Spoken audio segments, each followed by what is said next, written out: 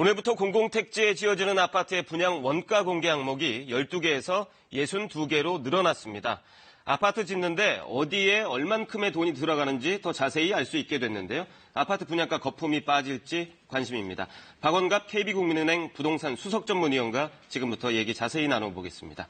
어서 오십시오. 네, 안녕하십니까. 이 분양가격 공시 항목이 50개나 늘어났잖아요. 구체적으로 어떤 항목들이 늘어난 건가요?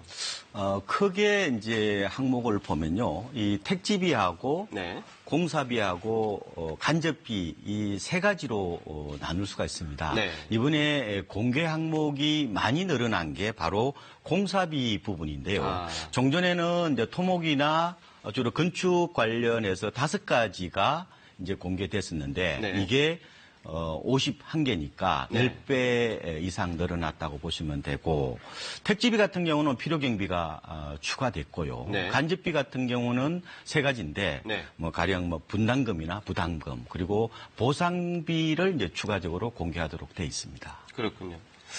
이번에 민간 택지 분양은 빠져 있거든요. 네. 이게 2007년에 도입이 됐다가 2014년에 폐지된 걸로 알고 있는데 이게 왜 없어진 건가요? 분양가 거품을 빼는 데는 이제 좋은 제도인데 네. 이제 공급이 줄어들지 않느냐 그런 우려가 이제 반영이 됐다고 보면 되겠죠. 네. 약간 양날의 칼이라는 측면이 있는데 네. 이번에 이제 그 공개가 확대되면은 12년 전인 2007년 참여정부 시절로 이제 되돌아가는 거죠. 당시에 공공택지는 61개, 네. 그리고 민간택지는 7개 정도를 이제 공개를 했는데 네. 그 사이에 이제 글로벌 금융위기가 터지고 또 하우스푸가 또 생겨나면서 주택 경기가 위축이 되었죠. 네. 그리고 또 건설업체들이 이제 공급을 좀 꺼린다는 그런 지적도 있다 보니까 네. 규제가 계속해서 이제 완화된 거죠. 네. 그래서 이제 2014년에는 민간택지에 대해서는 아예 폐지하는 쪽으로 그동안의 역사라고 보시면 될 것 같습니다. 그렇군요. 일단 공공택지 분양원가 공개가 확대가 됐으니까 분양가 상한제의 실효성이 높아져서 집값이 투명해질 것이다. 이게 국토부 입장이더라고요. 그런데 건설사들은 이미 분양가 규제를 하고 있는데 이게 효과가 있겠느냐 또 이렇게 얘기하거든요. 어떻게 보세요?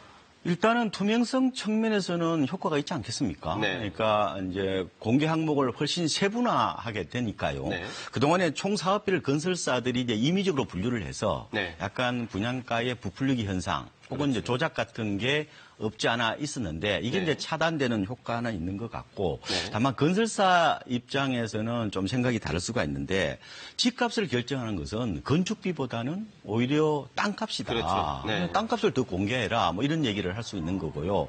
또 속내로는 이게 이제 이게 세밀하게 이게 공개가 되면은 나중에 이제 그 소비자들로부터 이런 마감재에 대한 민원 같은 게 생길 수가 있거든요.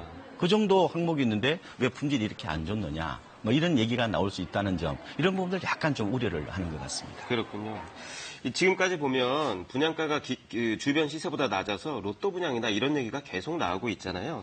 이번 분양가가 공개가 확대되면서 분양가가 조금이라도 낮아지면 이런 현상을 부추기는 것 아니냐 이런 지적도 있더라고요.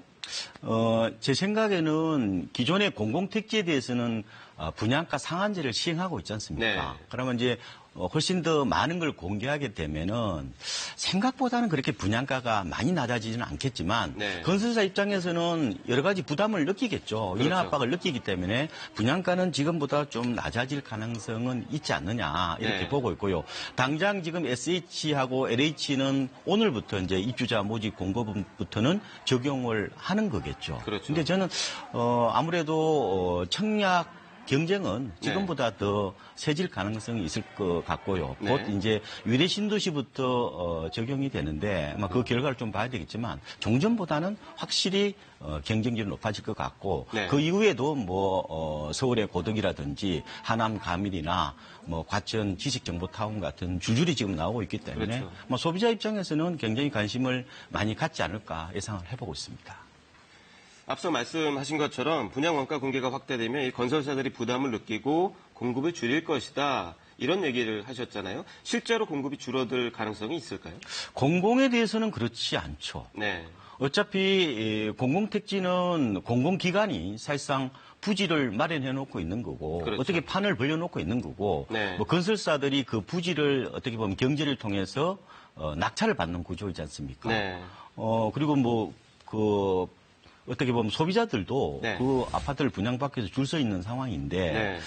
어떻게 보면은 공공성을 더 강조해야 된다고 보고요. 네. 오히려, 후분양 제도도 확대 도입할 필요가 있다고 생각이 듭니다. 그래서 네. 이번에 여러 가지 공개 항목 확대가 공공 택지에만 한정이 된다면은 공급이 줄어든다. 이거는 기울일 수 있겠다. 이런 생각을 해봅니다. 그렇군요.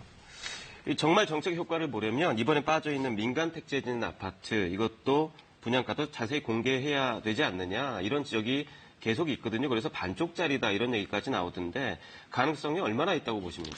이 부분은 좀 논의를 좀 더 해봐야 될 것 같은 생각을 합니다. 네. 왜냐하면은 공공택지보다는 민간택지는 민간들의 자율성 부분도 존중을 해야 되는 측면도 있거든요. 네. 그리고 지금 주로 이제 흙이라고 그러죠. 네. 주택 도시 보증공사에서 간접적으로 지금 분양가를 통제하고 있지 않습니까? 보증을 안 해주는 방식으로. 그렇죠. 네. 서울 같은 경우는 이제 고분양가 관리 지역이라고 그래서 네. 분양가를 책정할 때 1년 전보다 110%를 넘으면 아예 분양을 못 하는 겁니다. 그런 규제를 하고 있기 때문에 과연 이중 규제라는 그런 논란도 있습니다. 그래서 이 부분에 대해서는 조금 더 고민을 해봐야 되지 않을까 생각이 됩니다.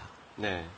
이 부분은 어떻습니까? 이 원가 공개가 확대돼도 건설사에서 숫자를 맞춰서 공개하는 것 아니냐. 그래서 시민단체에서는 공개된 가격이 실제 공급 가격하고 이게 맞는 건지 이걸 좀 더 자세히 검증해야 된다. 이런 지적을 하더라고요. 그거는 충분히 수용할 필요가 있다는 생각이 드는데요. 네. 그래서 시민단체에서는 건축비뿐만 아니라 토지 조성 원가도 좀 공개하자. 왜냐하면은 네. 집의 대부분이 땅값이니까. 그리고 실제 비용을 지출하는 걸 봐야 될 거 아니에요. 그래서 도업 계약서라든지 네. 하도업 계약서도 공개를 해야 된다. 그리고 소비자들이 좀 검증할 수 있는 시스템을 좀 만들자. 네. 이런 부분들은 충분히 좀 반영을 해야 되지 않을까 생각이 됩니다. 네. 이 정부에서 얘기하는 게 분양 원가 공개가 확대되면 집값 안정에 기여할 것이다. 이 부분이거든요. 위원님께서는 어떻게 보십니까? 일단은 두 가지 요건을 갖춰야 네. 시장의 안정이라는 신호를 확실히 이제 보낼 수 있다고 생각이 드는데요. 네. 분양가가 기대만큼 쌓여야 되겠죠. 네. 그리고 물량이 또 많아야 된다는 그런 측면인데, 네. 대체적으로 주택시장의 안정의 키는 무주택자들이 들고 있다고 해도 과언이 아닙니다. 네. 그렇죠. 굳이 집을 사지 않고 싼 집을 분양받기 위해서 기다린다면은 네. 그 수가 많아진다면은 당연히 주택시장 안정에는 도움이 될 것으로 보이고요. 네. 결국 이제 분양가가 싸진다면은 그죠. 네. 이번에 어떤 그런 공개 확대로 이 생산자 잉여보다는 소비자 잉여가 많아지는 거 그렇죠. 아니겠습니까? 그렇게 네. 되면은 분양을 기다려온 장기 무주택자 입장에서는 이번 어떤 그런 대책들이 좋은 소식이 될 거다 이렇게 보고 있습니다. 저 같은 무주택자들의 움직임이 굉장히 앞으로 중요하게 영향 미치겠군요. 오늘 설명 잘 들었습니다.